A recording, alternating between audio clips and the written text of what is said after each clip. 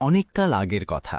খোরাসানের এক বিশাল ও গৌরবময় ভূমিতে এক বাদশা রাজত্ব করতেন, যার নাম ছিল সুলতান ইমাদ-উদ্দিন। তার সালতানাতের সীমানা দূর দূরান্ত পর্যন্ত বিস্তৃত ছিল এবং তার প্রতাপ ও আধিপত্যের মুদ্রা চারদিকে চলত। আল্লাহ তাকে সেই সব কিছু দান করেছিলেন যা একজন মানুষ কামনা করতে পারে। অগণিত ধনভাণ্ডার, আলিশান প্রাসাদ, হাজার হাজার সৈন্য যারা তার এক ইশারায় প্রাণ বিসর্জন দিতে প্রস্তুত থাকত, এবং প্রজা যারা তার ন্যায়পরায়ণতার গল্প শুনিয়ে ক্লান্ত হতো না। কিন্তু মানুষের স্বভাব বড়ই দুর্বল, কারণ যখন সে না চাইতেই এবং কোনো পরিশ্রম ছাড়াই অঢেল নেয়ামত পেতে শুরু করে, তখন সে দানকারী মালিককে ভুলে গিয়ে নিজেকেই সেসব জিনিসের হকদার মনে করতে থাকে। আর সুলতান ইমাদ-উদ্দিনের অবস্থাও ঠিক তেমনই হয়েছিল। তিনি তার ক্ষমতা ও সম্পদের নেশায় এতটাই চুর ছিলেন যে তার মনে হতো এই তখত, তাজ, এই ইজ্জাত আর খ্যাতি সব তার নিজের বুদ্ধিমত্তা ও বীরত্বের ফল। তিনি প্রায়ই তার প্রাসাদের সবচেয়ে উঁচুতে দাঁড়িয়ে তার বিস্তৃত শহর দেখতেন আর মনে মনে ভাবতেন, এই তখত, তাজ, এই ইজ্জাত আর খ্যাতি সব তার নিজের বুদ্ধিমত্তা ও বীরত্বের ফল। তিনি প্রায়ই তার প্রাসাদের সবচেয়ে উঁচুতে দাঁড়িয়ে তার বিস্তৃত শহর দেখতেন আর মনে মনে ভাবতেন, যদি আমি না থাকতাম তবে এই প্রজারা না খেয়ে মরে যেত আর এই শাসন ব্যবস্থা ভেঙে পড়ত। যেন তার হৃদয়ে আল্লাহর নেয়ামতের শুকরিয়া শুধু মুখেই ছিল, কিন্তু উপলব্ধি মরে গিয়েছিল। একবারের কথা, সুলতান তার সালতানাতে উৎসবের ঘোষণা দিলেন, কারণ তার বাহিনী এক নতুন ও বড় বিজয় অর্জন করেছিল। শাহী প্রাসাদকে কোণের মতো সাজানো হলো এবং চারদিকে শুধু আলো আর আলো ছিল। সুগন্ধে প্রাসাদ মৌ মৌ করছিল এবং নানা রকম সুস্বাদু খাবার তৈরি করা হয়েছিল। দরবারে বসেছিল, যেখানে বড় বড় উজির, আমির ও ওমরা এবং অন্যান্য দেশের রাষ্ট্রদূতরা উপস্থিত ছিলেন, যারা বাদশার প্রশংসায় কসিদা পড়ছিলেন। সুলতান তার সোনার তখতে বসে খুব গর্বিত মনে হচ্ছিলেন, কিন্তু তার চোখে এক অদ্ভুত শীতলতা আর কণ্ঠে অহংকার ছিল। যখন খাবার শুরু হলো, তখন ভৃত্যরা সোনা ও রূপার পাত্রে খাবার নিয়ে এলো। সুলতান এক লোকমা তুলেছিলেন মাত্র, হঠাৎ দরবারের দরজায় শোরগোল উঠল। প্রহরী কাউকে থামানোর চেষ্টা করল, কিন্তু এক বৃদ্ধ, দুর্বল ব্যক্তি, যার পোশাক ছিল ছেঁড়া পুরানো এবং মুখে জমানো ধুলো জমেছিল, সে নির্ভয়ে দরবারের মাঝখানে চলে এলো। প্রহরীরা তাকে ধরতে যাচ্ছিল, কিন্তু বাদশাহ হাতের ইশারায় তাদের থামিয়ে দিলেন, কারণ সেই বৃদ্ধের চোখে এমন এক জ্যোতি ছিল যা সুলতানকে অবাক করে দিয়েছিল। সেই ফকির সোজা হেঁটে তখতের কাছে এলো এবং কোনো ভয় ছাড়াই বাদশার চোখের দিকে তাকিয়ে বলল, হে ইমাদ-উদ্দিন, এই যে লোকমাটি তোমার হাতে আছে, তুমি কি সত্যিই এর মালিক? দরবারে নীরবতা নেমে এলো। উজির ও দরবারীরা ভয় পেয়ে গেল যে এই বেয়াদব ফকিরের এবার গর্দান উড়িয়ে দেওয়া হবে। কিন্তু সুলতান হেসে বললেন, হে বুজুর্গ, মনে হয় তোমার মস্তিষ্ক ক্ষুধার কারণে দুর্বল হয়ে গেছে। এই সালতানাত আমার, এই খাজনা আমার, আর এই লোকমাটিও আমারই, যা আমি যখন চাই খেতে পারি। ফকির এক দীর্ঘশ্বাস নিল এবং বলল, ভুলে যেও না যে তোমার আগেও এই তখতে বহু লোক বসেছিল যারা এটাই ভাবত যে তারা মালিক, কিন্তু আজ তাদের নাম নেওয়ার মতো কেউ নেই। আমি তোমাকে শুধু একটি প্রশ্ন করছি, যদি তোমার প্রচণ্ড তৃষ্ণা পায় আর পুরো পৃথিবীতে পানির এক ফোঁটাও না পাওয়া যায়, শুধু একটি পেয়ালা ছাড়া, যা আমার কাছে আছে, তবে তুমি সেই এক পেয়ালা পানির বদলে আমাকে কি দেবে? বাদশাহ ভাবলেন, এই কেমন পাগলামি ভরা প্রশ্ন, কিন্তু তিনি ঠাট্টার ছলে জবাব দিলেন, যদি আমার প্রাণের ওপর টান পড়ে আর তৃষ্ণায় দম বেরিয়ে যেতে চায়, তবে আমি সেই এক পেয়ালার জন্য আমার অর্ধেক সালতানাতও দিয়ে দেব। ফকির আবার জিজ্ঞেস করল, আর যদি সেই পানি পান করার পর তোমার শরীর থেকে বের না হয় আর তুমি কষ্টে মরতে থাকো, তবে সেই চিকিৎসার জন্য তুমি কি দেবে? বাদশাহ এবার একটু গম্ভীর হলেন এবং বললেন, তাহলে আমি আমার বাকি অর্ধেক সালতানাতও দিয়ে দেব, যাতে আমার প্রাণ বাঁচে। এ শুনে সেই ফকির জোরে হাসল এবং বলল, তাহলে হে নাদান বাদশাহ, যে সালতানাতের দাম শুধু এক পেয়ালা পানি, তার উপর এত গর্ব কিসের? তুমি যে তখতে বসে আছো তা আসলে আল্লাহর সেই নেয়ামত যা তোমাকে পরীক্ষার জন্য দেওয়া হয়েছে, কিন্তু তুমি তাকে নিজের জায়গির ভেবে বসে আছো। মনে রেখো, নেয়ামতের হকদার সে নয় যে তা পেয়ে খুশি হয়, বরং সে যে দানকারীকে চিনে মাথা নত করে দেয়। এতটুকু বলে সেই ফকির সেখান থেকে ফিরল এবং ভরা দরবার থেকে বেরিয়ে গেল। সুলতানের হাতে সেই লোকমাটি তেমনই রয়ে গেল। তার কানে ফকিরের শব্দগুলো বাজছিল। বাহ্যিকভাবে তো উৎসব চলছিল, কিন্তু সুলতানের ভেতরের শান্তি, যা সম্পদ আর ক্ষমতার উপর টিকে ছিল, তা এক মুহূর্তে নড়ে গিয়েছিল। সেই রাতে যখন সুলতান তার নরম বিছানায় শুলেন, তার ঘুম এলো না। তার বারবার মনে হচ্ছিল যে তিনি কি সত্যিই শুধু একজন জিম্মাদার নাকি মালিক, সত্যিই কি তার পুরো সালতানাতের মূল্য এক পেয়ালা পানির বেশি নয়। তার হৃদয়ে এক অদ্ভুত অস্থিরতা জন্ম নিল, সেই অস্থিরতা যা মানুষকে গাফিলতির ঘুম থেকে জাগানোর জন্য জরুরি হয়। তিনি পাশ ফিরলেন এবং সিদ্ধান্ত নিলেন যে আগামীকাল সকালে ছদ্মবেশে নিজের প্রজাদের অবস্থা দেখতে বেরোবেন, যাতে জানতে পারেন বাস্তবতা কি এবং তিনি কি সত্যিই আল্লাহর নেয়ামতের হক আদায় করছেন নাকি শুধু ঘোরের মধ্যে বেঁচে আছেন। এটাই ছিল সেই সিদ্ধান্ত যা তার জীবনের মোড় ঘোরানোর ভিত্তি রাখল।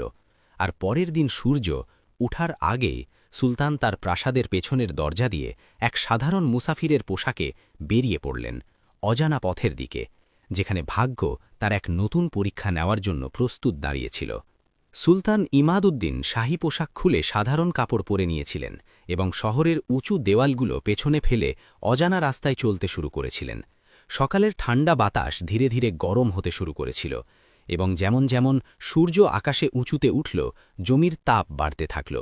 সুলতান, যিনি সবসময় রেশমের ছায়া আর খসখসে ঠান্ডায় থাকার অভ্যস্ত ছিলেন, তার কাছে রোদের এই তীব্রতা কোনো শাস্তির চেয়ে কম ছিল না। তার পায়ে সাধারণ জুতো ছিল যা কাকর আর পাথরের বিঘ্নি আটকাতে ব্যর্থ হচ্ছিল, কিন্তু তিনি থামলেন না এবং চলতে থাকলেন। অবশেষে তিনি তার সালতানাতের উর্বর এলাকা থেকে বেরিয়ে এক জনমানবহীন ও ঊষর এলাকায় প্রবেশ করলেন। দুপুর হতে হতে তার প্রচণ্ড তৃষ্ণা অনুভূত হতে লাগল, গলা শুকিল গেল এবং ঠোঁটে চটা পড়ে গেল। তার বারবার সেই ফকিরের কথা মনে পড়ছিল যে সালতানাতের মূল্য এক পেয়ালা পানি। আজ প্রথমবার তিনি পানির পিপাসার আসল মানে বুঝতে পারছিলেন। কারণ প্রাসাদে তো চাওয়ার আগেই শরবত আর ঠান্ডা পানি পরিবেশন করা হতো। চলতে চলতে তিনি দূরে একটি খোরমার একা গাছ দেখতে পেলেন, যার নিচে একটি ছোট্ট কুঁড়ে ঘর তৈরি করা ছিল এবং সেখানে এক বৃদ্ধ কৃষক জমি খোঁড়ায় ব্যস্ত ছিল। সুলতান টলমল পায়ে সেখানে পৌঁছালেন এবং শুকনো গলায় বললেন, হে খোদার বান্দা, একটু পানি কি পাওয়া যেতে পারে? মুসাফির মানুষ, তৃষ্ণায় অবস্থা খুব খারাপ। সেই বৃদ্ধ কৃষক মাথা তুলে দেখল, তার মুখে বলি রেখা ছিল আর হাতে মেহনতের চিহ্ন। সে তখনই তার কাজ থামাল এবং একটি মাটির কলসি নিয়ে এলো। সে একটি ভাঙা মাটির পেয়ালায় পানি ঢালল এবং সুলতানের দিকে বাড়িয়ে দিল। পানি ঘোলাটে আর গরম ছিল, তাতে মাটির গন্ধ ছিল, যা হয়তো সাধারণ অবস্থায় সুলতান কখনো স্পর্শও করতেন না। কিন্তু এই মুহূর্তে তার কাছে সেই ঘোলাটে পানি দুনিয়ার সবচেয়ে বড় নিয়ামত মনে হচ্ছিল। সুলতান এক নিঃশ্বাসেই সেই পেয়ালা খালি করে দিলেন, আর যখন শরীরে একটু প্রাণ ফিরে এলো, তখন তিনি কৃষককে জিজ্ঞেস করলেন, হে মিয়া ভাই, এই নির্জন মরুভূমিতে আপনি একা কিভাবে দিন কাটান? এখানে না আছে ছায়া, না আছে ঠান্ডা পানি, আর না আছে কোনো আরামের সরঞ্জাম। আপনার জীবন কি যন্ত্রণার নয়? কৃষক হেসে আকাশের দিকে তাকাল এবং বলল, মুসাফির বাবা, আরাম আর শান্তি তো মনের অবস্থার নাম। আমি এখানে খুশি, কারণ আমার মালিক আমাকে যা দেন আমি তাতেই সন্তুষ্ট। এই যে পানি তুমি পান করলে, এটা আমার কাছে মধুর চেয়ে কম নয়, কারণ এটা আমার তৃষ্ণা মেটায়। যখন মানুষ নেয়ামতের কদর করতে শিখে যায়, তখন শুকনো রুটিও দস্তরখানের স্বাদ হয়ে ওঠে। সুলতান অবাক হয়ে জিজ্ঞেস করলেন, কিন্তু আপনার কি কখনো ইচ্ছে হয় না যে আপনার কাছেও বাদশার মতো সম্পদ থাকত, নরম বিছানা থাকত আর চাকর বাকর থাকত? কৃষক হাসি চেপে বলল, বাদশা? শুনেছি আমাদের বাদশা খুব ধনী, কিন্তু খুব অশান্তও বটে। আমি শুনেছি সে সোনার পালঙ্কে শোয়ে, কিন্তু তাকে ঘুমের ওষুধ খেতে হয়। আর আমি এখানে কাকরের উপর শোই, কিন্তু সারাদিনের মেহনতের পর এমন গভীর ঘুম আসে যে সকালেই চোখ খোলে। তো বলো, ধনী কে হল? সে যার কাছে সব আছে কিন্তু শান্তি নেই, নাকি সে যার কাছে কিছু নেই কিন্তু মন শান্ত আছে? এই কথা সুলতানের মনে তীরের মতো লাগল।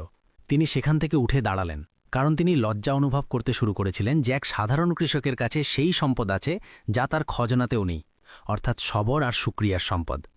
সুলতান তার পকেট হাতড়ালেন যাতে তাকে কিছু দিতে পারেন, কিন্তু আবার থেমে গেলেন। তার মনে পড়ল যে তিনি বাস্তবতা জানতে বেরিয়েছেন, খয়রাত বিলোতে নয়। তিনি কৃষকের শুকরিয়া আদায় করলেন এবং এগিয়ে গেলেন।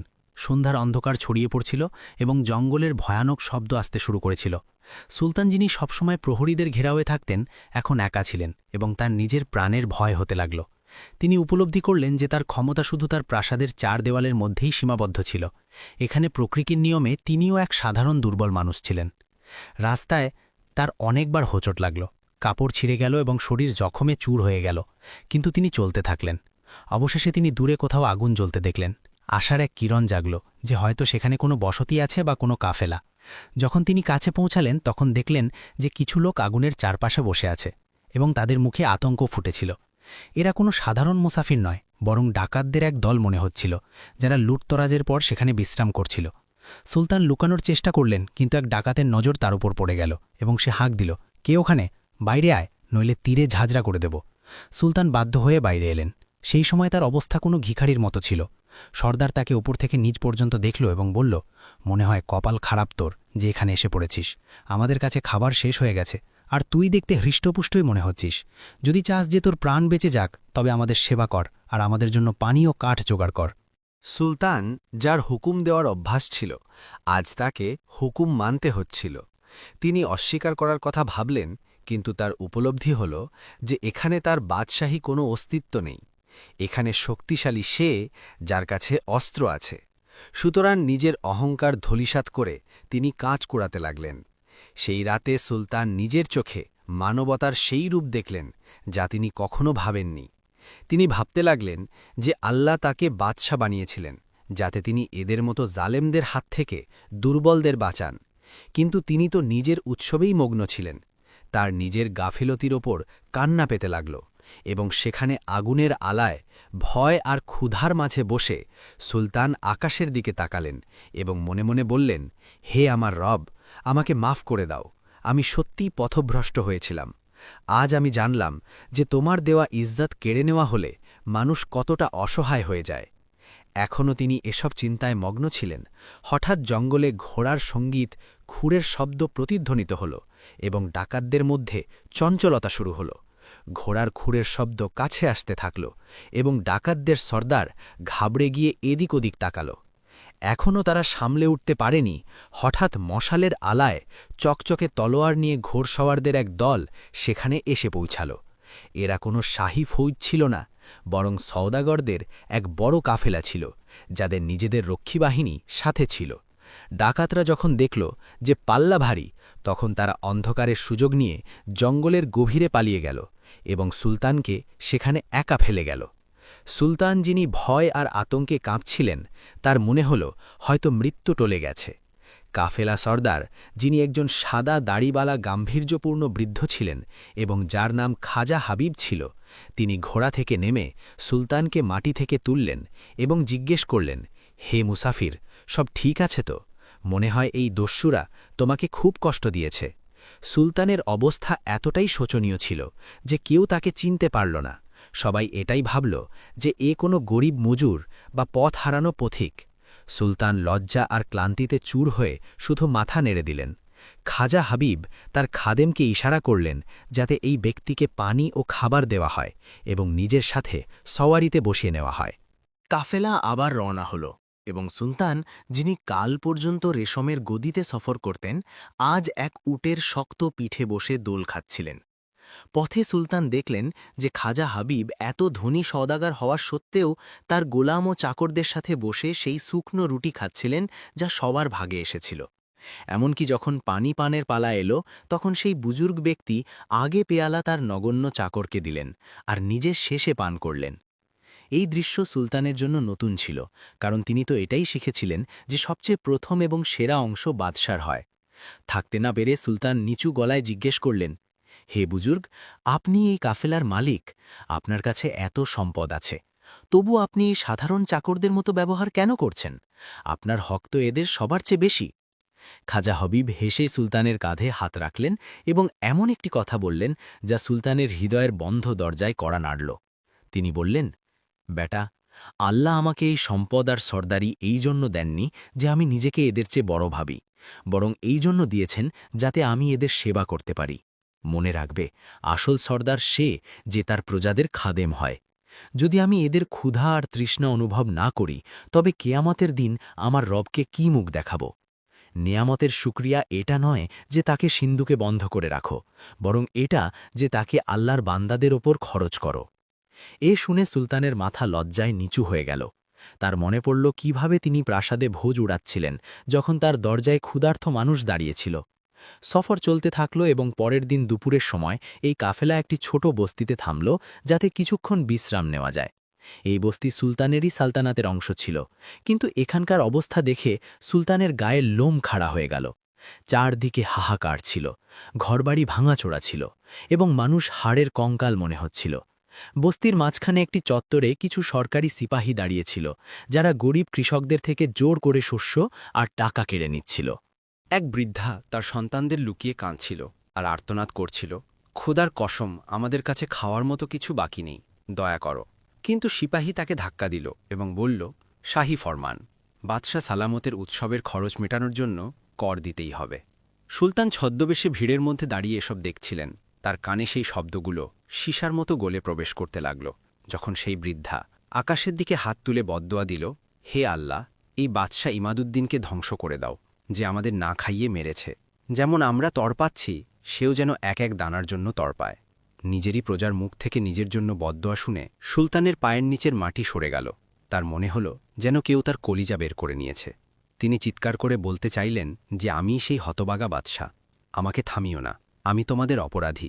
কিন্তু আওয়াজ গলায় আটকে রইল। খাজা হাবিব সেই বৃদ্ধার সাহায্যের জন্য নিজের পকেট থেকে দিনার বের করে সিপাহীদের দিলেন এবং সেই গরিবের জান বাঁচালেন। তারপর সুলতানের দিকে ফিরে বললেন, দেখলে তো, যখন শাসক গাফেল হয়ে যায় তখন তার সাজা নিরপরাধ মানুষকে ভোগ করতে হয়।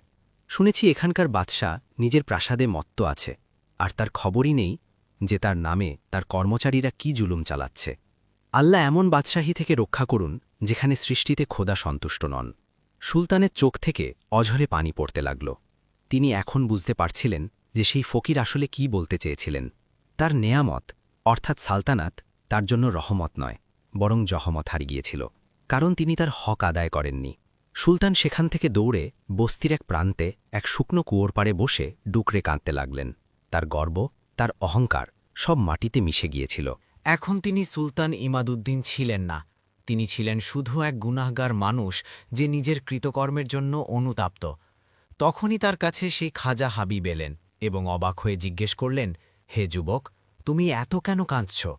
তোমার আপন কেউ কি এই জুলুমের শিকার হয়েছে? সুলতান সজল চোখে তাকে দেখলেন এবং মনে মনে সিদ্ধান্ত নিলেন যে এখন সময় এসেছে তার ভুল শোধরানোর। কিন্তু কিভাবে? এখনও তিনি এই দোটানায় ছিলেন যে বস্তিতে শোরগোল পড়ে গেল, যে শাহী ফৌজের এক দল আসছে। মানুষ ভয়ে ঘরে ঢুকে পড়তে লাগল। সুলতান ভাবলেন হয়তো তাঁর খোঁজে সিপাহীরা বেরিয়েছে। যদি তিনি ধরা পড়েন তবে ফিরে গিয়ে সেই একই জীবন হবে। কিন্তু তিনি কি ফিরে গিয়ে সব ঠিক করতে পারবেন, নাকি দরবারের ষড়যন্ত্রে আবার হারিয়ে যাবেন? এই চিন্তায় মগ্ন ছিলেন তখন তিনি দেখলেন যে ফৌজের সামনে চলা সিপাহী ঘোষণা করছিল, শোনো শোনো, বাদশাহ সালামাত নিখোঁজ, যে কেউ তার খোঁজ দেবে তাকে মুখ চাওয়া পুরস্কার দেওয়া হবে, আর যদি কেউ তাকে লুকিয়ে রাখে তবে পুরো বস্তি জ্বালিয়ে দেওয়া হবে। এ শোনা মাত্রই খাজা হাবিব সুলতানের হাত ধরে ফেললেন এবং বললেন, অবস্থা খারাপ মনে হচ্ছে, আমাদের এখান থেকে বেরোতে হবে। কিন্তু সুলতান নিজের হাত ছাড়িয়ে নিলেন এবং এমন এক নজরে খাজা হাবিবকে দেখলেন যাতে এখন আর ভয় ছিল না, বরং এক নতুন দৃঢ়তা ছিল। তিনি ধীরে বললেন, বুজুর্গবর, পালানোর সময় শেষ হয়ে গেছে, এখন হিসেব দেওয়ার সময়। সুলতান ইমাদুদ্দিন খাজা হাবিবের হাত ছেড়ে ভিড় ঠেলে সামনে পা বাড়ালেন। তার মুখে এখন সেই অসহায়ত্ব ছিল না যা গত কয়েক দিন ধরে তার ওপর ভর করেছিল, বরং সেই শাহী গাম্ভীর্য আর প্রভাব ভিড়ে এসেছিল যা তার রক্তে মিশেছিল। সিপাহী যে সেই বৃদ্ধাকে ধাক্কা দিচ্ছিল আর গালি দিচ্ছিল, সে যখন এক সাধারণ দেখতে ব্যক্তিকে নিজের দিকে আসতে দেখল তখন রাগে গর্জে উঠল, হে ফকির, পেছনে হট, নইলে আজ তোর চামড়াও তুলে ফেলা হবে, তোর কি প্রাণের মায়া নেই? কিন্তু সুলতান নির্ভয়ে তার ঘোড়ার লাগাম ধরে দাঁড়িয়ে গেলেন। তার চোখে এমন আগুন ছিল যে সেই সিপাহী এক মুহূর্তের জন্য ঘাবড়ে গেল। সুলতান তার ছেঁড়া কামিজের ভেতর থেকে গলায় লটকানো এক তাবিজের মতো সুতো টানলেন, যাতে শাহী মোহর লাগানো আংটি ঝুলছিল। এটা সেই চিহ্ন যা সুলতান ভিন্ন সফরে বেরোনোর সময় সুরক্ষার জন্য নিজের পোশাকের ভেতর লুকিয়ে নিয়েছিলেন। তিনি সেই আংটি ওপরে তুললেন এবং উচ্চ কণ্ঠে বললেন, ভালো করে দেখো এই চিহ্নকে, যাকে তোমরা খুঁজছ সে আর কেউ নয়, আমি সুলতান ইমাদুদ্দিন। সূর্যের আলোয় সেই হিরে আল ইয়াকুত খচিত আংটি ঝিকমিক করে উঠল, যা দেখে সেখানে উপস্থিত প্রত্যেকের মাঝে নীরবতা ছেয়ে গেল। সেই সিপাহী যে এখনও চাবুক তুলেছিল তার হাত থেকে চাবুকটি খসে মাটিতে পড়ে গেল এবং তার মুখ ভয়ে সাদা হয়ে গেল। দেখতে দেখতেই ফৌজি দলটি হাঁটু গেড়ে বসে পড়ল, আর শোরগোলের জায়গায় খঙ্গার আবেদন প্রতিধ্বনিত হতে লাগল। আমাদের ক্ষমা করে দিন আকা, আমরা আপনাকে চিনতে পারিনি। সিপাহীরা অনুনয় করতে লাগল, কিন্তু সুলতান হাতের ইশারায় তাদের চুপ করালেন এবং সেই বৃদ্ধার কাছে গেলেন যে বিস্ময় আর ভয়ে থরথর করে কাঁপছিল। সুলতান সেই মায়ের পায়ে ঝুঁকে বললেন, মা, আমাকে মাফ করে দাও। আমি সেই হতভাগা ছিলে যার কারণে তোমাদের উনুন ঠান্ডা পড়ে আছে, তোমার বদ্ধ আপ্রভাব দেখিয়েছে, আর আজ আমার বিবেক জেগে উঠেছে। সেই দৃশ্য দেখার মতো ছিল যে যেখানে এক সময়ের অহংকারী বাদশাহ আজ মাটির ধুলোমাখা পোশাকে নিজেরই প্রজার কাছে ক্ষমা চাইছিলেন। খাজা হাবিব যা কিছু দেখছিলেন তার নিজের চোখের ওপর বিশ্বাস হচ্ছিল না যে সেই যুবক যাকে তিনি সাধারণ মজুর ভেবে নিয়ে এসেছিলেন তিনিই এই মুলুকের মালিক। তিনি ঘাবড়ে গিয়ে পেছনে সরতে লাগলেন, তখন সুলতান তাকে জড়িয়ে ধরলেন এবং বললেন, হে বুজুর্গ, আপনি ঘাবড়াবেন না। আপনি আমার সেই ওস্তাদ যিনি আমাকে মানবতার সবক শিখিয়েছেন, যা আমাকে বড় বড় ওস্তাদও শেখাতে পারেনি। সুলতান তখনই সিপাহীদের হুকুম দিলেন যে বস্তির সমস্ত মানুষের মাঝে শাহী খজনা থেকে এত শস্য আর সোনা বিলিয়ে দেওয়া হোক যে আগামী কয়েক বছর পর্যন্ত কেউ ক্ষুধার্ত না থাকে, আর সেই জালেম আমির ও পদস্থ কর্মকর্তাদের গ্রেফতার করা হোক যারা জোর করে কর আদায় করেছিল। এরপর সুলতান শাহী ঘোড়ায় চড়তে অস্বীকার করলেন এবং বললেন যে আমি পায়ে হেঁটেই ফিরে যাব, যাতে আমার মনে থাকে যে জমির কঠোরতা কেমন হয়। কিন্তু উজির ও সিপাহীদের জোড়াজড়িতে তিনি ঘোড়ায় সাওয়ার হলেন, কিন্তু শাহী পালকিতে বসলেন না। ফিরে আসার সফর সুলতানের জন্য এক নতুন অভিজ্ঞতা ছিল। এখন তিনি সেই সব রাস্তা দিয়েই যাচ্ছিলেন যেখান দিয়ে তিনি লুকিয়ে বেরিয়েছিলেন, কিন্তু এখন তিনি প্রতিটি জিনিস নতুন নজরে দেখছিলেন। রাস্তায় যেখানে যেখানে তিনি হাহাকার সঙ্গীত দেখলেন, তিনি তার উজিরদের প্রশ্ন করলেন, এই জমি ঊষর কেন? এখানে নহরের পানি কেন পৌঁছায়নি? এই মানুষগুলো এত দুর্বল কেন? উজিররা যারা সবসময় সব ভালো আছে রিপোর্ট দিত, এখন তোতলাতে লাগল, আর তাদের কাছে কোনো জবাব ছিল না। যখন শাহী কাফেলা শহরপনাহের কাছে পৌঁছল, তখন সন্ধ্যা হয়ে গিয়েছিল। শহরে এখনও উৎসবের আলো ঝিকমিক করছিল। সুলতান যখন নিজেরই সালতানাতের সাজসজ্জা দেখলেন, তখন তার ঘৃণা হতে লাগল। তার কাছে সেই আলোগুলো কোনো গরিবের ঘরে লাগানো সঙ্গীত আগুনের মতো মনে হল। তিনি তখনই হুকুম দিলেন, এই সমস্ত ঝাড়লণ্ঠন আর চেরাগ নিভিয়ে দেওয়া হোক। যতক্ষণ আমার প্রজার পেটে রুটি না যাবে, আমার প্রাসাদে আলো হবে না। এই ঘোষণা পুরো শহরে আগুনের মতো ছড়িয়ে গেল, আর মানুষ অবাক হয়ে গেল যে হঠাৎ বাচ্চার কি হল। সুলতান যখন প্রাসাদের বড় দরজায় পৌঁছলেন, তখন প্রহরীরা তাকে সালাম জানাল, কিন্তু তাদের চোখেও বিস্ময় ছিল যে বাচ্চার অবস্থা এমন কেন। সুলতান সোজা দরবারে খাসের দিকে এগিয়ে গেলেন, যেখানে উজিরে আজম এবং অন্যান্য চাটুকার দরবারীরা উপস্থিত ছিল। তারা নিজেদের মধ্যে কানাঘোষা করছিল যে সুলতান নিখোঁজ, যদি তিনি না ফেরেন তবে তখতে কার দখল হবে। তাদের ষড়যন্ত্র এখনও সঙ্গীত শুরুই হয়েছিল যে দরজা জোরে খুলে গেল, আর সুলতান ইমাদউদ্দিন তার ছেঁড়া পুরানো পোশাক, এলোমেলো চুল আর ধুলোবালি মাখা মুখের সাথে ভেতরে প্রবেশ করলেন। দরবারে সম্পূর্ণ নীরবতা ছেয়ে গেল। উজিরে আজম সামনে এগিয়ে এসে ধূর্ততার সাথে বলল, হে সুলতান, আপনি কোথায় চলে গিয়েছিলেন? আমরা তো দুশ্চিন্তায় মরেই যাচ্ছিলাম। দেখুন, আমরা আপনার তালাশে কি কি না করেছি। সুলতান তার কথা থামিয়ে দিয়ে বড় তখ্তের দিকে তাকালেন এবং তারপর সেখানে রাখা পানির সুরাহি থেকে এক পেয়ালা পানি ভরলেন। তিনি সেই পেয়ালা হাতে তুললেন এবং সবাইকে দেখিয়ে গম্ভীর কণ্ঠে জিজ্ঞেস করলেন, জানো, এই এক পেয়ালা পানির দাম কি? দরবারীরা একে অপরের মুখ চাওয়াচাওয়ি করতে লাগল। সুলতান নিজেই জবাব দিলেন, এই এক পেয়ালার দাম আমার অর্ধেক সালতানাত, আর বাকি অর্ধেক সালতানাত সেই পানি বেল হওয়ার দাম। অর্থাৎ আমাদের পুরো হুকুমত আর আমাদের পুরো অহংকার শুধু তৃষ্ণা আর আরামের মাঝে বন্দী। এই শব্দগুলো এত ভারী ছিল যে দরবারের পরিবেশ বদলে গেল। সুলতান পেয়ালাটি ফেরত রাখলেন এবং তখ্তে বসার বদলে তার সিঁড়িতে বসে পড়লেন এবং বললেন, আজ থেকে নিয়ম বদলাবে। আজ আমি নিজের চোখে দেখেছি যে আমার নামে তোমরা কি লুটতরাজ জ্বালিয়েছ। খাজনায়ে শাহীর দরজা আজ থেকে গরিবদের জন্য খুলবে।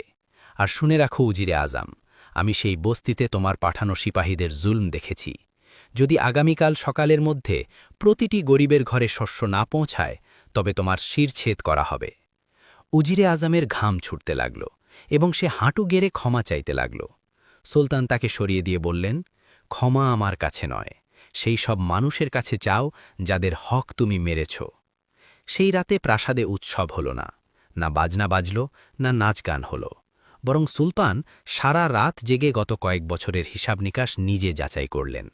তিনি জানতে পারলেন কত বড় ধোঁকা তার সাথে হচ্ছিল এবং তার বিলাসিতার জন্য প্রজাদের রক্ত নিংড়ানো হচ্ছিল। সুলতানের চোখ থেকে ঘুম উধাও ছিল। তিনি বারবার সেই ফকির, সেই কৃষক আর সেই খাজা হাবিবকে মনে করছিলেন, যারা তাকে জীবনের সঠিক পথ দেখিয়েছেন।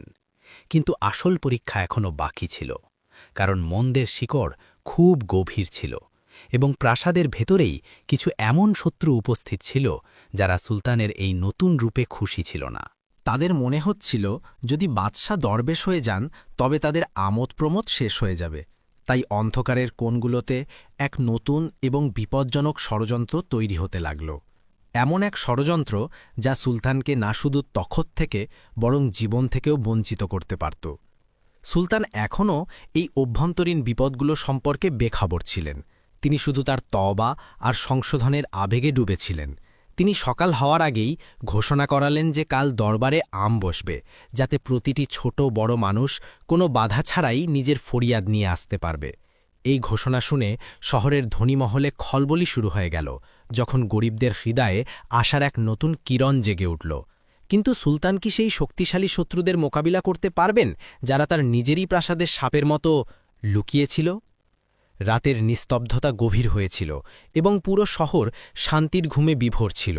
কিন্তু শাহী প্রাসাদের পেছনের অংশে উজিরে আজমের গোপন হাভেলিতে চেরাগ জ্বলছিল এবং সেখানে নীরবতা নয়, বরং ফিসফাস প্রতিধ্বনিত হচ্ছিল। সেখানে সালতানাতের বড় বড় আমির, ফৌজের সিপাহ সালার এবং সেই সমস্ত পদস্থ ব্যক্তিরা জমা হয়েছিল যারা বছরের পর বছর গরিবের রক্ত চুষে নিজেদের সিন্ধুক ভরেছে। উজিরে আজম, যার নাম নাসিম পাশা ছিল এবং যিনি তার ধূর্ততার জন্য পরিচিত ছিলেন, তিনি রাগে মেঝে হাত মারলেন এবং গর্জে বললেন, তোমরা সবাই শুনেছ, সুলতান পাগল হয়ে গেছেন। যদি তিনি কাল সকালে খাজনার মুখ গরিবদের জন্য খুলে দেন আর আমাদের হিসাব চেয়ে বসেন, তবে আমাদের কেউ জ্যান্ত বাঁচব না। তিনি আমাদের গর্দান উড়িয়ে দেবেন আর আমাদের সম্পদ ওই ফকিরদের মাঝে বিলিয়ে দেবেন। সিপাহ সালার তলোয়ারের হাতলে হাত রেখে বললেন, তবে আর দেরি কিসের? আজ রাতেই সুলতানের কাজ শেষ করে দিই, বলে দেব সফরের ক্লান্তিতে হৃদযন্ত্রের ক্রিয়া বন্ধ হয়ে গেছে। কিন্তু নাসিম পাশা শয়তানি হাসির সাথে মাথা নাড়লেন এবং বললেন, না, বোকা হয়েও না। যদি আমরা তাকে মারি তবে প্রজারা বিদ্রোহ করে দেবে, কারণ আজ বিকেলের ঘোষণার পর মানুষ সুলতানকে ফেরেস্তা ভাবতে শুরু করেছে। আমাদের এমন কিছু করতে হবে যাতে সাপও মরে আবার লাঠিও না ভাঙে। আমরা ঘোষণা করব যে সুলতান সফরের সময় রোদ আর তৃষ্ণার তীব্রতায় তার মানসিক ভারসাম্য হারিয়ে ফেলেছেন। আমরা তাকে অসুস্থ ঘোষণা করে কয়েদখানায় ফেলে দেব আর হুকুমত আমার হাতে থাকবে। সবাই এই শয়তানি পরিকল্পনার প্রশংসা করল এবং সিদ্ধান্ত হল যে কাল দরবারে আমে শাহী তাবিব সবার সামনে সাক্ষ্য দেবে যে সুলতান মানসিকভাবে অসুস্থ। ওদিকে অন্য প্রান্তে সুলতান ইমাদুদ্দিন তার শাহী কামরায় রেশমের বিছানায় নয়, বরং মেঝেতে বিছানো একটি চাটাইয়ে বসেছিলেন। তিনি কেঁদে কেঁদে আল্লাহর কাছে দোয়া করছিলেন, হে আমার রব, আমি জানি আমি গুনহেগার, আমি জানি আমার চারপাশে শত্রু আছে, কিন্তু আমি আমার জীবনের পরোয়া করি না। আমাকে শুধু এতটুকু সময় দাও যাতে আমি এই মজলুমদের হক আদায় করতে পারি। আমাকে সাহায্য করো। এখনও তিনি দোয়া করছিলেন। কামরার দরজা ধীরে খুলে গেল এবং তার পুরনো অনুগত খাদেম বাবা করিম, যে সুলতানকে ছোটবেলা থেকে পালন করছিল, একটি থলি নিয়ে ভেতরে এলো। তার চোখে ভয় ছিল। সে নিচু গলায় বলল, হুজুর, জেগে থাকুন। প্রাসাদের বাতাসে বিষ মিশে গেছে। আমি এইমাত্র উজিরের খাস লোককে তাবিবের সাথে ফিসফাস করতে শুনেছি। তারা আপনাকে পাগল ঘোষণা করতে চলেছে। খোদার জন্য হুঁশিয়ার থাকুন। সুলতান বাবা করিমের কাঁপানো হাত ধরলেন এবং শান্তভাবে বললেন, বাবা, যার রক্ষক আল্লাহ, তার বান্দাদের ষড়যন্ত্রে ডরানোর প্রয়োজন নেই। তুমি শুধু এতটুকু করো যে কাল সকালে দরবারে সাধারণ মানুষদের পাহারা দেওয়া সেই প্রহরীদের যেন সরিয়ে দেওয়া হয়। বাকি সিদ্ধান্ত আমার রব করবেন। রাত কাটল এবং সকালের সূর্য এক নতুন যুদ্ধের পায়গাম নিয়ে উদিত হল। দরবারে আম সাজানো হল, কিন্তু আজকের দৃশ্য ছিল আলাদা। সুলতান তখতে বসলেন না, বরং তখ্তের সামনে সিঁড়িতে একটি সাধারণ চেয়ার পেতে বসলেন। দরজা খোলার অপেক্ষা ছিল মাত্র, অমনি হাজার হাজার সংখ্যায় জীর্ণদশা মানুষ, এতিম, বিধবা আর মজুর দরবারে উছলে পড়ল। তাদের গায়ের সুগন্ধ কোনো আতরের ছিল না, বরং মাটি আর ঘামের ছিল, যা ধনী দরবারীদের সহ্য হচ্ছিল না।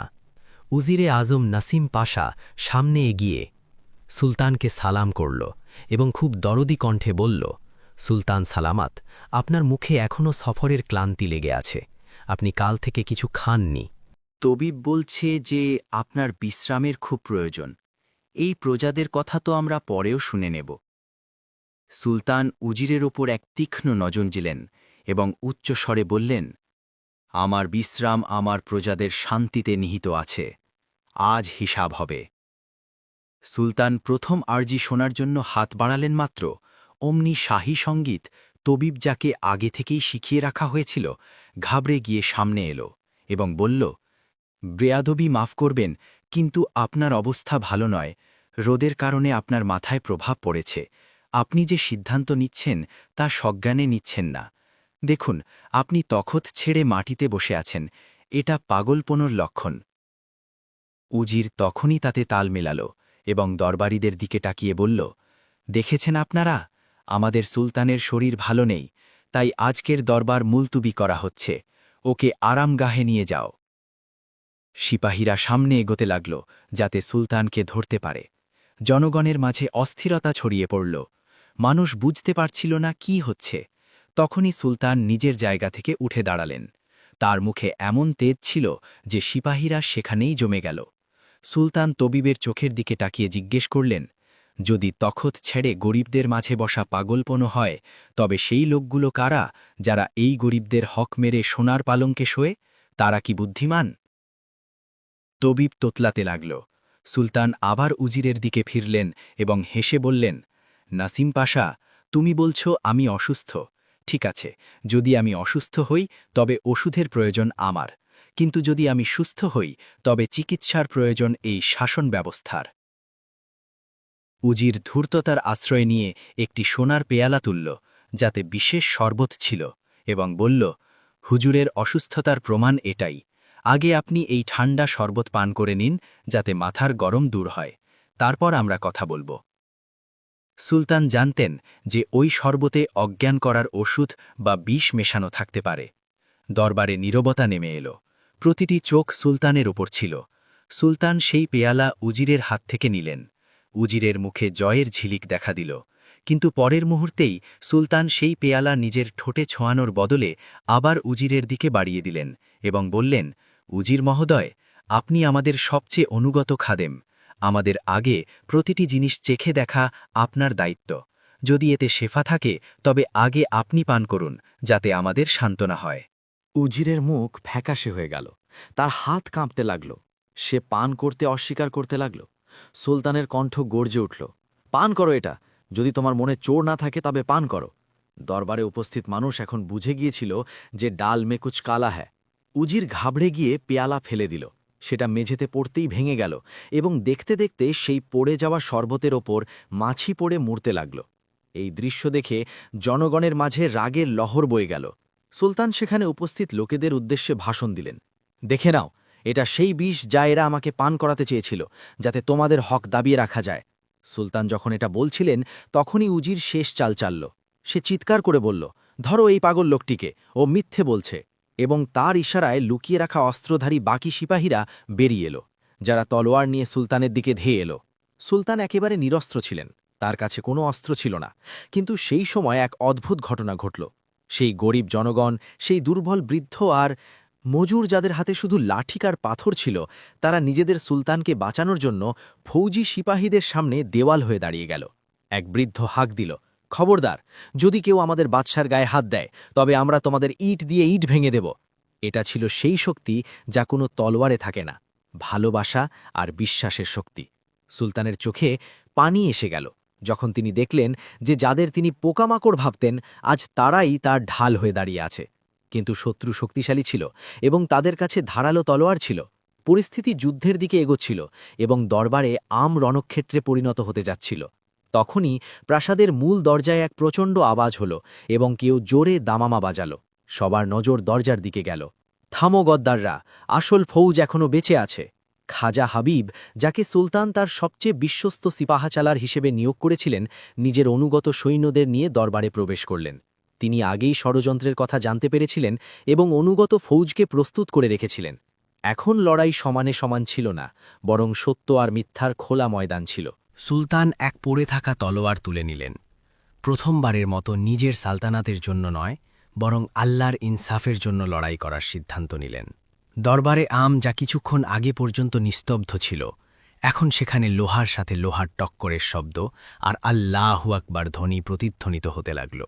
হাজা হাবিব পৌঁছানোর সাথে সাথেই যুদ্ধের মোড় ঘুরতে শুরু করল, কারণ তার সাথে সেই পুরনো অভিজ্ঞ সৈন্যরা ছিল যারা সুলতানের বাবার আমলে যুদ্ধ করেছিল এবং যারা উজিলের অসততায় বিরক্ত হয়ে ফৌজ ছেড়ে দিয়েছিল।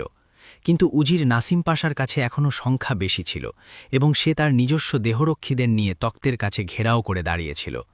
সুলতান ইমাদউদ্দিন যখন দেখলেন যে তার বুজুর্গ ওস্তাদ খাজা হাবিব সাদা দাড়ি সত্ত্বেও জোয়ানদের মতো শত্রুর ওপর ঝাঁপিয়ে পড়ছেন, তখন তার ভেতরের ঘুমন্ত সিংহ জেগে উঠল। তিনি এক দক্ষ যোদ্ধার মতো শত্রুর শাড়ি চিরে সামনে এগোচ্ছিলেন। তার হাতে সেই সাধারণ তলোয়ার ছিল যা তিনি মেঝে থেকে কুড়িয়ে নিয়েছিলেন, কিন্তু তার আঘাত এতটাই অব্যর্থ ছিল যে বড় বড় সৈন্যরাও তার সামনে টিকতে পারছিল না। যদিও সুলতান শাহী পোশাক পরেননি, বরং সেই ছেঁড়া কাপড়ই ছিল, তবুও আজ তার মুখে যে নূর আর তেজ ছিল তা যে কোনো মুকুটের চেয়ে বেশি চমকাচ্ছিল। যুদ্ধের সময় এক হৃদয়স্পর্শী দৃশ্য দেখা গেল, যখন সেই গরিব কৃষক ও মজুর, যাদের কাছে ঢালও ছিল না, তারা নিজেদের শরীরে তলোয়ারের আঘাত সয়ে সুলতানকে বাঁচাচ্ছিল। তাদের আবেগ দেখে উজিরের সিপাহীদের মনোবল ভেঙে যেতে লাগল। তারা উপলব্ধি করল যে তারা শুধু বেতনের জন্য লড়ছে, অথচ সামনের মানুষগুলো নিজেদের জীবনের বাজি রেখে সত্য আর নিজেদের বাদশার জন্য লড়ছে। নাসিম পাশা যখন দেখল যে তার ফৌজ ছত্রভঙ্গ হয়ে যাচ্ছে আর জয় তার হাত থেকে বেরিয়ে যাচ্ছে, তখন সে কাপুরুষতা প্রদর্শন করল। সে দেখল যে সুলতান তার থেকে কিছুটা দূরে শত্রুদের সাথে লড়তে ব্যস্ত এবং তার পিঠ অরক্ষিত। উজির তার বিষাক্ত খঞ্জর বের করল এবং গোপনে সুলতানের দিকে এগোল। সে চেয়েছিল পেছন থেকে আঘাত করে গল্প শেষ করে দিতে। সুলতান শত্রুর সাথে লড়তে এত মগ্ন ছিলেন যে পেছন থেকে আসা মৃত্যুর খবর তার কাছে ছিল না। উজির লাফ দিল এবং খঞ্জর শূন্যে তুলল। ঠিক সেই সময় বাবা করিম, সেই বৃদ্ধ খাদেম যে শুরু থেকে কোণে দাঁড়িয়ে দোয়া করছিল, সে এটা দেখে ফেলল। সেই দুর্বল বৃদ্ধ শরীরে না জানি কোথা থেকে বিদ্যুতের মতো গতি চলে এলো। সে চিৎকার করল, না, আমার আকার গায়ে হাত দিও না, এবং সে সুলতান ও উজিরের মাঝখানে দেওয়াল হয়ে দাঁড়িয়ে গেল। উজিরের সেই বিষাক্ত খঞ্জর যা সুলতানের হৃদয় বিনতে যেত, তা বাবা করিমের বুকে গেঁথে গেল।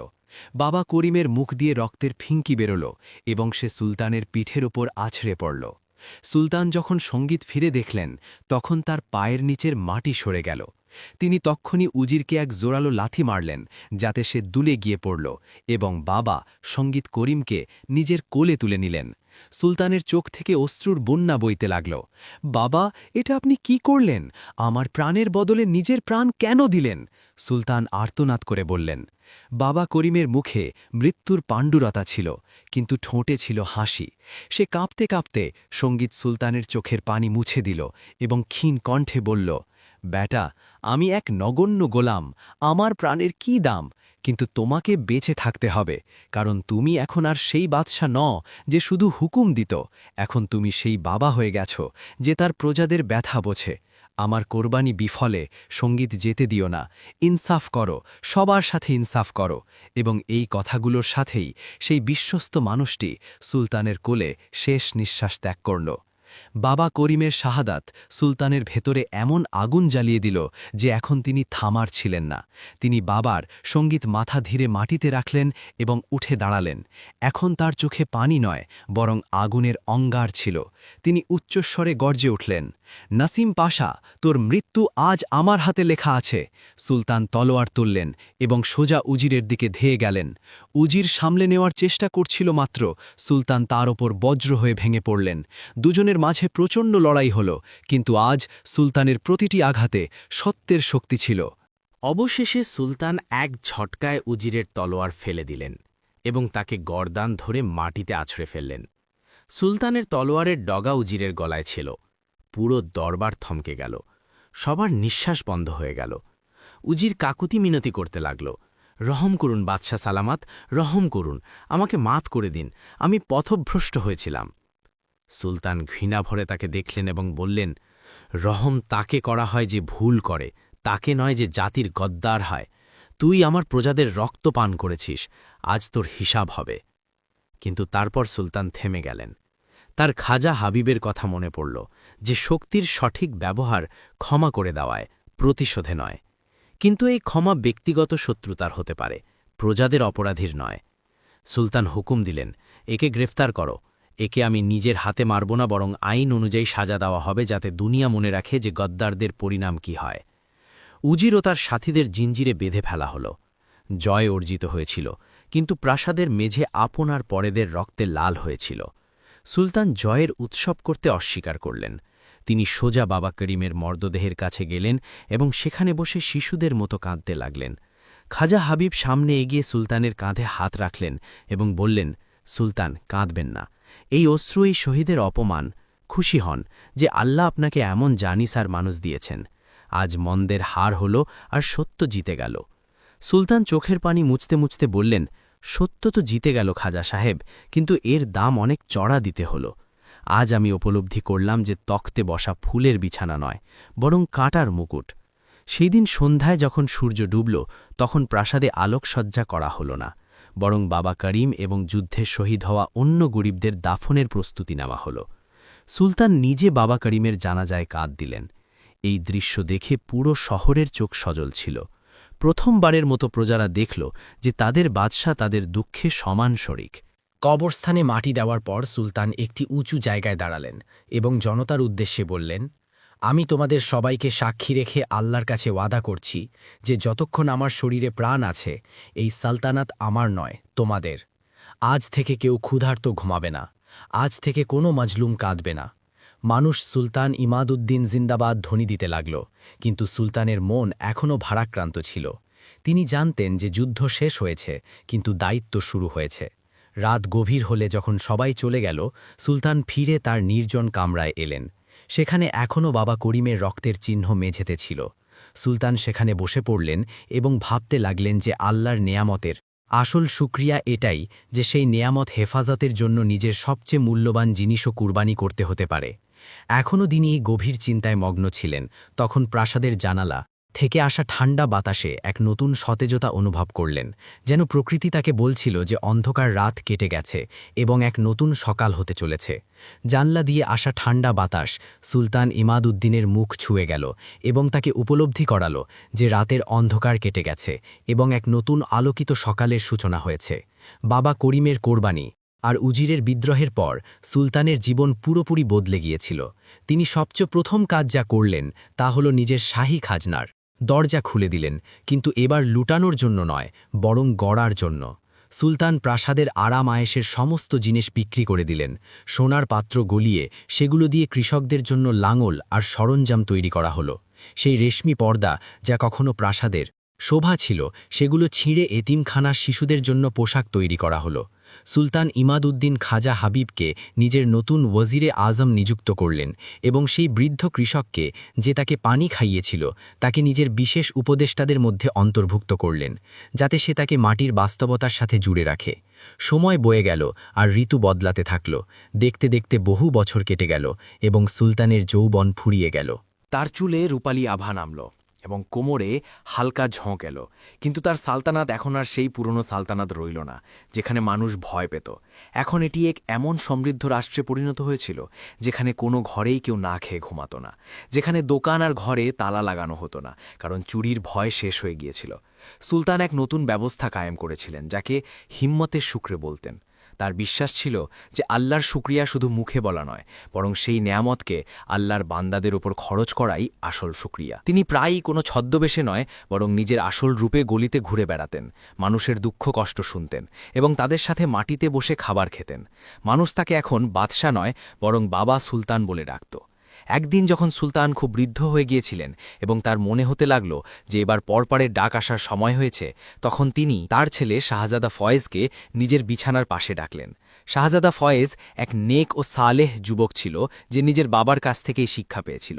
সুলতান ক্ষীণ কণ্ঠে বললেন, বেটা, আমার চলে যাওয়ার সময় কাছে, কিন্তু যাওয়ার আগে আমি তোমাকে সেই খজনার চাবি দিতে চাই যা আমাকে সেই ফকির দিয়েছিল। শাহজাদা অবাক হল, কোন খজনা? সুলতান পানির একটি মাটির পেয়ালা আনালেন, সেই একই ভাঙা পেয়ালা যা তিনি বহু বছর আগে সেই কৃষকের কাছ থেকে নিয়েছিলেন এবং আগলে রেখেছিলেন। তিনি সেই পেয়ালাটি নিজের কাঁপানো হাতে ধরলেন এবং ছেলেকে বললেন, ভালো করে দেখো একে। দুনিয়ার কাছে এটি মাটির এক ভাঙা পাত্র, কিন্তু আমার কাছে এটি আমার পুরো সালতানাতের চেয়ে বেশি দামি, কারণ এটিই আমাকে জানিয়েছিল যে আমার যোগ্যতা কী। মনে রেখো বেটা, এই তখত, এই হুকুমত, এই সব আল্লাহর আমানত। তুমি এর মালিক নও, বরং শুধু চৌকিদার। মালিক শুধু সেই সত্তা যিনি ওপরে বসে আছেন। সুলতানের নিঃশ্বাস ঘন হয়ে আসছিল। তিনি নিজের কথা চালিয়ে নিয়ে বললেন, আমি আমার পুরো জীবন এই চেষ্টায় কাটিয়ে দিয়েছি যাতে সেই এক পেয়ালা পানির হক আদায় করতে পারি যা আল্লাহ আমাকে দিয়েছিলেন। আমি চেষ্টা করেছি যেন কেউ তৃষ্ণার্ত না থাকে, কেউ মজলুম না থাকে। তবুও ভয় পাই যে কোথাও কোনো কমতি রয়ে গেল কিনা। কামরায় উপস্থিত সমস্ত উজির ও খাদেমরা কাঁদছিলেন। তখনই দরজায় টোকা পড়ল এবং প্রহরী ভেতরে এসে বলল, হুজুর, কোনো এক বুজুর্গ ব্যক্তি আপনার সাথে দেখা করতে এসেছেন। তিনি পুরনো বন্ধু। সুলতান অনুমতি দিলে সেই ফকির ভেতরে এলো, যে বহু বছর আগে উৎসবের রাতে দরবারে এসেছিল। তার মুখে আজও সেই একই জ্যোতি ছিল এবং বয়সের কোনো ছাপ ছিল না। সে সুলতানের শিয়রে এলো এবং হেসে বলল, হে ইমাদুদ্দিন, খুশি হও, তোমার সওদা পূরণ হয়েছে। তুমি সেদিন বলেছিলে যে তুমি এক পেয়ালা পানির বদলে অর্ধেক সালতানাত দিয়ে দেবে, কিন্তু তুমি তো সেই এক পেয়ালার বদলে নিজের পুরো জীবন আল্লাহর পথে দিয়ে দিলে। আজ তোমার রব তোমার উপর সন্তুষ্ট। এ শুনে সুলতানের মুখে এমন এক হাসি ছড়িয়ে পড়ল যা ভাষায় বর্ণনা করা যায় না। বছরের বোঝা, ভয় আর চিন্তা সব ধুয়ে গেল। তার মনে হল যেন তিনি খাঁচা থেকে মুক্তি পাচ্ছেন। সুলতান ধীরে ধীরে কালেমা পড়লেন এবং নিজের চোখ বুঝলেন। তার রুহ পরওয়াজ করে গেল, কিন্তু মুখে সেই শান্তি ছিল যা শুধু তাদেরই নসিব হয় যারা নিজের দায়িত্ব পালন করে যায়। সুলতানের ইন্তেকালের খবর আগুনের মতো ছড়িয়ে গেল। সেদিন আকাশও কেঁদেছিল এবং পুরো সালতানাতে উনুন জ্বলল না। প্রতিটি চোখ সজল ছিল, প্রতিটি মন উদাস ছিল, কিন্তু সুলতান মরেননি। তিনি বেঁচে ছিলেন, নিজের ভালো কাজে, মানুষের দোয়ায় এবং সেই ব্যবস্থায় যা তিনি কায়েম করেছিলেন। তার কবরের ওপর কোনো বড় মাকবারা বানানো হয়নি, বরং তার ওসিয়ত অনুযায়ী খোলা আকাশ রাখা হয়েছিল, যাতে বৃষ্টির ফোঁটা তার ওপর পড়ে এবং তিনি মাটিতে মিশে মাটি হয়ে যান। আজ শত শত বছর পার হয়ে যাওয়ার পরেও যখন মুসাফিররা সেই এলাকা দিয়ে যায়, তখন মানুষ তাদের সুলতান ইমাদুদ্দিনের কাহিনী শোনায় এবং বলে যে এটি সেই বাদশা ছিলেন যিনি আমিকে মেরে আমাদেরকে বাঁচিয়েছিলেন, আর যিনি আল্লাহর নেয়ামতের হক অহংকার দিয়ে নয়, বরং বিনয় দিয়ে আদায় করেছিলেন।